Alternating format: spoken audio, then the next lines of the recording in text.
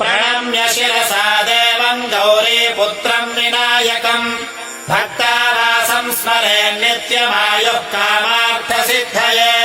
प्रथमम् वक्रतुण्डम् च एकदन्तम् द्वितीयकम् तृतीयम् कृष्णपिङ्गाक्षम् गणभक्त्रम् चतुर्थकम् लम्बोदरम् पञ्चमम् च षष्ठम् विकटमेव च सप्तमम् विघ्नराजम् च धूम्रवर्णम् तथाष्टकम् नवमम् फालचन्द्रम् च दशमम् तु विनायकम्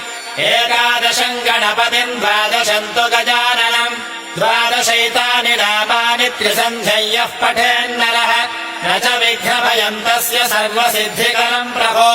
विद्यार्थी लभते विद्याम् धनार्थी लभते धनम् पुत्रार्थी लभते पुत्रान् मोक्षार्थी लभते गतिम् जपेत् गणपतिस्तोत्रम् षड्भिर्मासैः फलम् लभेत् संवत्सरेण सिद्धिम् च लभते नात्र संशयः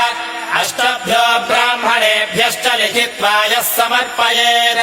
तस्य विद्या भवेत् सर्वा गणेशस्य प्रसादतः।